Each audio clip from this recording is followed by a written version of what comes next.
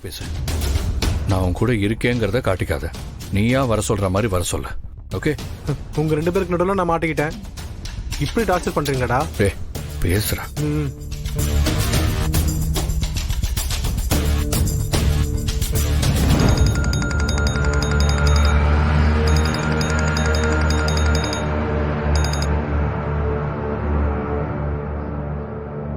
Hello hello, அழகரா?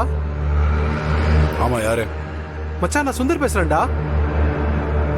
எந்த Sundar? PPR ஸ்கூல்ல ஒன்னா படிச்சோமே, வனிதா டீச்சர் பையன் சுந்தர்ரா. எப்பறா இருக்கிற? நான் நல்லா இருக்கேன் மச்சான், நீ எப்படி இருக்க? செம்மையா இருக்கிறேன்டா, சொல்லு. சரி, சென்னையில இருக்க?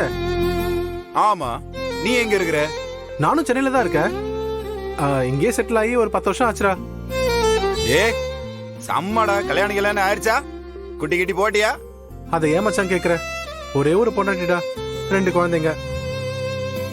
நக்கல, மூஞ்சிக்கு ஒண்ணு கிடைச்சதே பெரிய விஷயம். சரி விடு, சொல்லு, வாழ்க்கை எப்படி போகுது? சரி மச்சான், மீட் பண்ணலாமா? கொண்டு போடா, எங்கடா இருக்க? நீ எந்த ஏரியால இருக்க? வளசர் வாக்கண்டா. டேய், நான் பக்கத்துல போரூர்ல தான்டா இருக்கேன். போரூரா? பக்கத்துல யாரு இது? சூப்பர்ரா. சரி, நான் லொகேஷன் அனுப்பிச்சு விடுறேன், நீ உடனே கிளம்பி வா. சரி அனுப்பிச்சு விடு, வரணும்.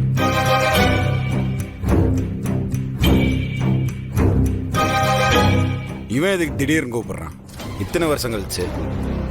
வாழ்றது நம்ம வாழ்க்கையா இருந்தாலும் அதை நாம நினைச்ச மாதிரி வாழ முடியாது. அது போக்கில் தானே வாழ வேண்டியதா இருக்கு.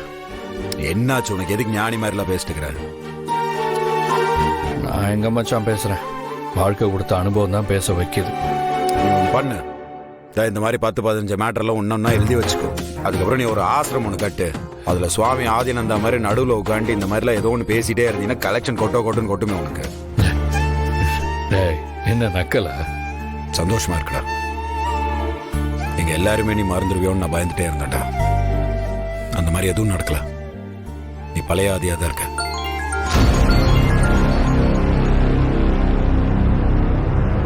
ஆனிஷா, நம்ம வீட்டு பக்கத்துல தான் இருக்க. அப்படியா? எப்போ? இல்ல நான் வரேன், உடனே வரேன்.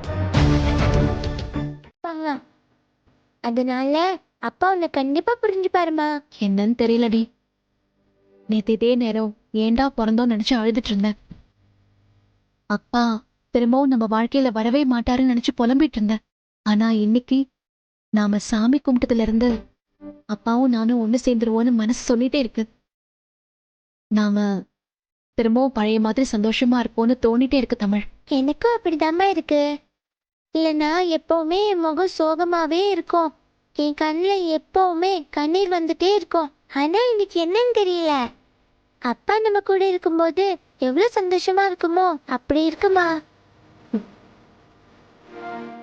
கவலைப்படாத தமிழ், நம்மள சேர்த்து வைக்க கண்டிப்பா அந்த கடவுளே ஏதாவது ஒரு வழியை காட்டுவாரு.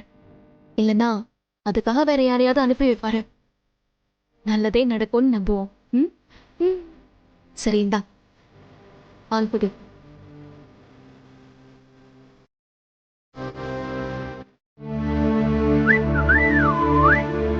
காட்டுக்குயில மனசுக்குயில பாட்டுக்கு எங்கும் பஞ்சம் நெல்லு ஆடட்டா.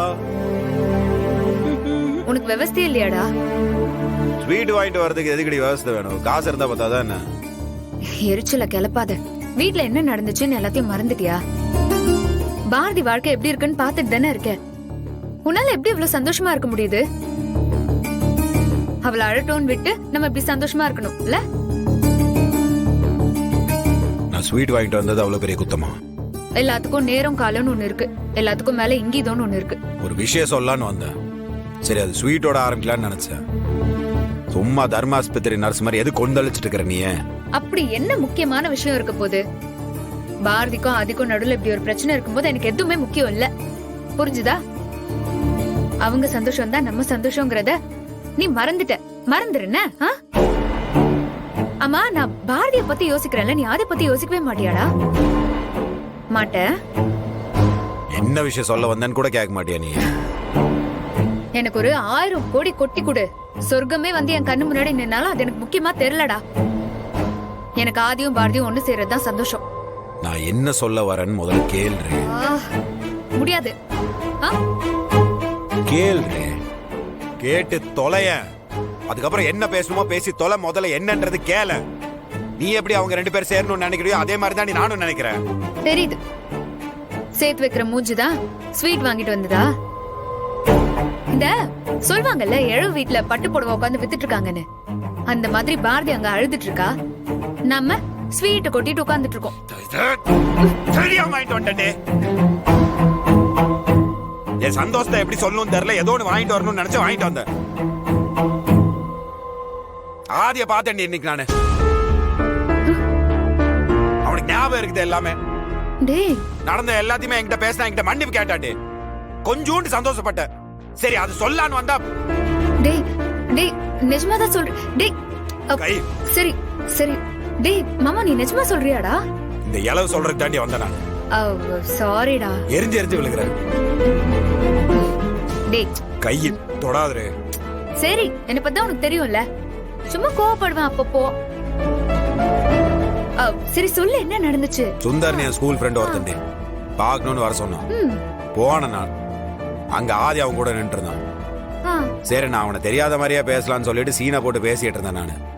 அவனே எல்லாத்துக்குமே மன்னிப்பு கேட்டு சாரி கேட்டு அவனாவே பேசிட்டு இருந்தான். டேய், உனக்கு ஒண்ணு தெரியுமா? இன்னைக்கு பாட்டிக்கு சாமி வந்துச்சான். அது ஆதியும் பாரதியும் சேருவாங்கன்னு சொல்லுச்சான். அதுக்கேத்த மாதிரி ஆதிக்கு எல்லாமே ஞாபகம் வந்துச்சு பாத்தியா?